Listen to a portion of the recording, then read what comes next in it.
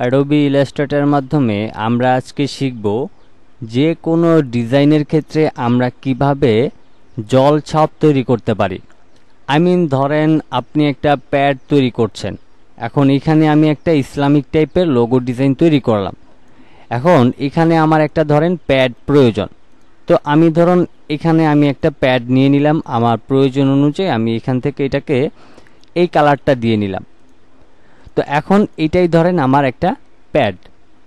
এখন শুরুতে আমরা যেটা করি, একটা প্যাডের মধ্যে এখানে যেই হেডলাইনটা থাকে সেটা লিখি এবং এখানে আমাদের লোগোটা থাকে। তো ধরেন আমি এখানে একটা লোগো বসিয়ে দিলাম। তো এরপর হচ্ছে আমাদের এখানে কিন্তু লোগোটা বসানো শেষ। তো এখানে হচ্ছে আমরা এটাকে এই ব্ল্যাক সাইডে নিয়ে আসি, তাইলে আপনাদেরকে সম্পূর্ণ বিষয়টা ভালোভাবে বোঝানো যাবে। তো প্রথমে আমি এটাকে হোয়াইট কালার করে দিচ্ছি, বিশেষ করে প্যাড হোয়াইট কালারেরই হয়। এখন ধরেন আমি এই লেখাটাকে কপি করে জাস্ট এইখানে নিয়ে আসলাম। এটাই ধরেন আমাদের হেডলাইন। তো এটা মূলত এখন আমাদের একটা প্যাড হিসেবে কিন্তু তৈরি হয়ে গেল। তো এইখানে সবচাইতে গুরুত্বপূর্ণ যে বিষয়টা, যে আমরা এই যে লোগোটা বানিয়েছি এটা তো এখানে বসবেই, প্লাস এই প্যাডের মাঝখানে অনেক সময় দেখবেন যে জল ছাপ আকারে একটা ডিজাইন থাকে। তো সেটাকে আসলে কিভাবে করে সেই বিষয়টাই আমরা আজকে শিখব। তো আমি প্রথমে এটাকে একটু প্রপারলি বসায় নিচ্ছি। এখন এই লোগোটাকে আমি অল্টার ধরে মাউসের লেফট বাটনটাকে ক্লিক করে আমি আমার পজিশন অনুযায়ী বসিয়ে নিব। এরপর ধরেন আমি এটাকে আমার প্রয়োজন অনুযায়ী বড় করে নিলাম। এখন এটাকে যদি আমরা এইভাবেই রেখে দেই, তাইলে এই প্যাডের মধ্যে যদি কিছু লেখে তাইলে এইটার উপর চলে আসলে না আমাদের প্যাডটা সুন্দর হবে, না আমাদের এখানে লেখা বোঝা যাবে, কারণ এখানে ব্ল্যাক কালার রয়েছে। আপনি এটার উপরে কিছু লিখলে আপনার লেখা কিছুই বোঝা যাবে না। তো এই জন্য হচ্ছে আমরা যেটা করি, আমরা এই কালারটাকে হালকা করে দিয়ে জল ছাপের মতো তৈরি করি। এখন এই জল ছাপটা তৈরি করার জন্য আমাদেরকে কি করতে হবে, আমাদের প্রথমে সম্পূর্ণ অংশটাকে সিলেক্ট করতে হবে। এরপর যেতে হবে এদিক থেকে ট্রান্সপারেন্সি নামের একটা অপশন, যেটাকে আমরা অপাসিটি বলে থাকি। তো আপনি এই ট্রান্সপারেন্সিতে আসলেই কিন্তু এই অপাসিটি অপশনটা পাবেন।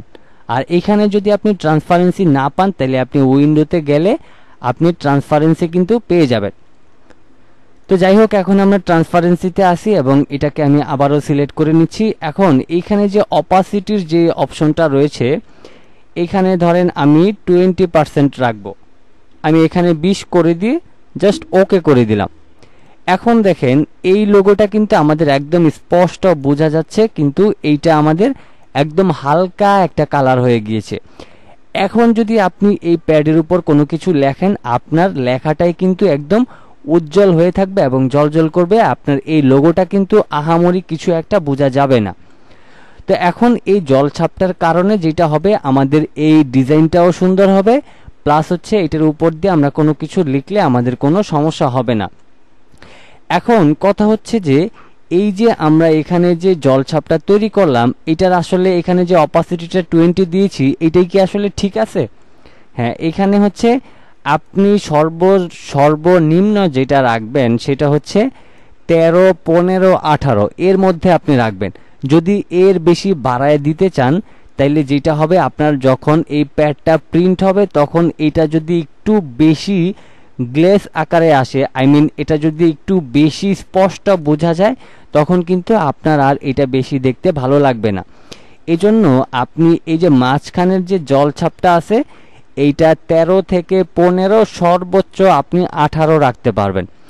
এই রকম একটা পার্সেন্টেজ যখন আপনি অপাসিটির মধ্যে রাখবেন, তখনই কিন্তু আপনার এই জল ছাপটা 100% হয়ে যাবে।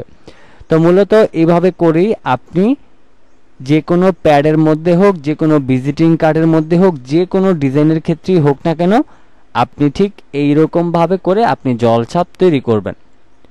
আজকের মতো এই পর্যন্তই ছিল। ভিডিওটি ভালো লেগে থাকলে অবশ্যই ভিডিওতে একটি লাইক দিয়ে দিবেন। নিয়মিত চ্যানেলে গ্রাফিক ডিজাইন রিলেটেড ভিডিও পাওয়ার জন্য চ্যানেলটিকে সাবস্ক্রাইব করে সাথে থাকবেন। সবাই ভালো থাকবেন, সুস্থ থাকবেন। আল্লাহ হাফেজ।